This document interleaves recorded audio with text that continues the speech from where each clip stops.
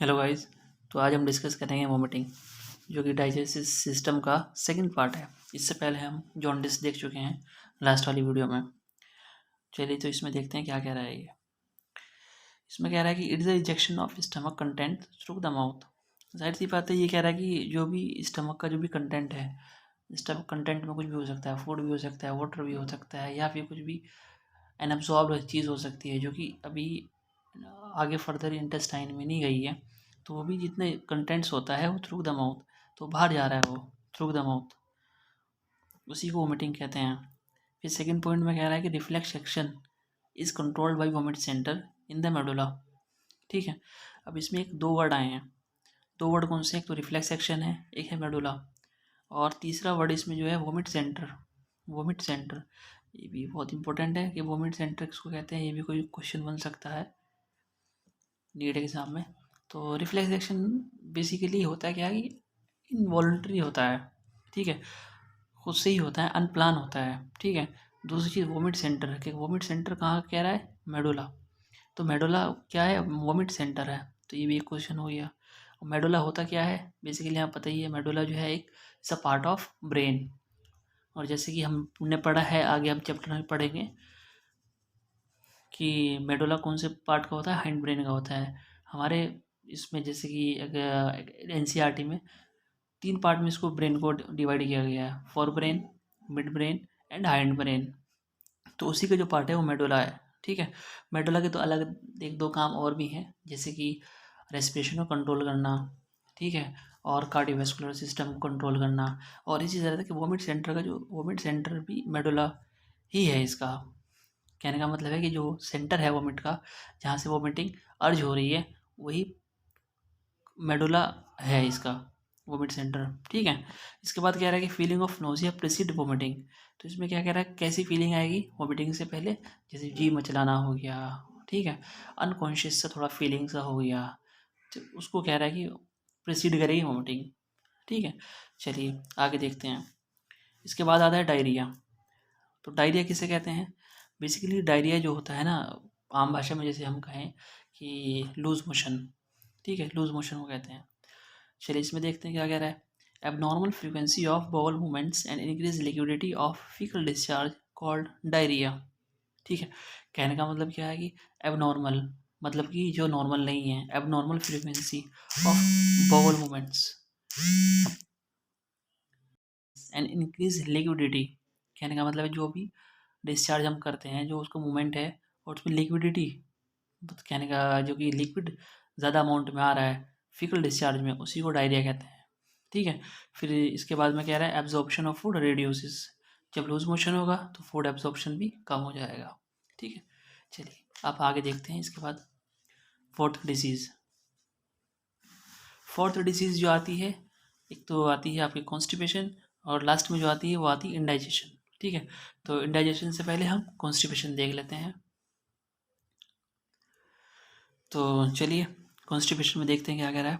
The faeces are retain within the colon as bowel movements occur irregularly. तो constipation को हम जिसे आम भाषा में कहें कि बदहजमी जिसे कहते हैं, ठीक है। तो देखते हैं क्या कहता है इसमें। The faeces are retain within the colon.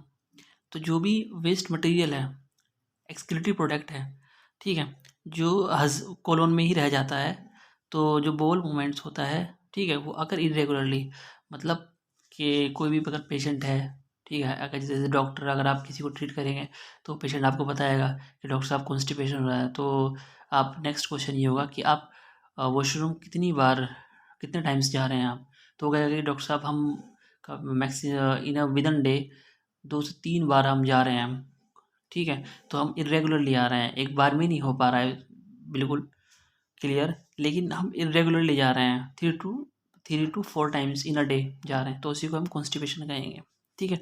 अब इसमें एक वर्ड आ गया कोलोन। तो colon is a part of large intestine, ठीक है। लार्ज इंटेस्टाइन और भी पार्ट हो सकते हैं, सीजम होता है, कोलोन होता है, रेक्टम होता है।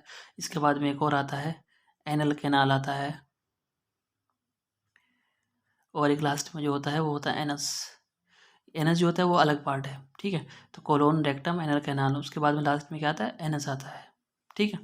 चलिए अब इसके आगे देखते हैं। एक लास्ट जो डिसऑर्डर रह गया है इंडाइजेशन। इंडाइजेशन किसे कहते हैं? इंडाइजेशन का दूसरा नाम जो है डिस्पेप्सिया भी है, ठीक है। तो इसमें क्या कह रहा है, the food is not properly digested leading to a feeling of fullness. तो इसमें क्या कह रहा है कि जो भी हम खाना खा रहे हैं वो प्रॉपरली डाइजेस्ट नहीं हो पा रहा है, तो उसी को हम क्या कहेंगे, फीलिंग ऑफ फुलनेस कहेंगे। मतलब पेट एकदम भरा भरा सा लग रहा है।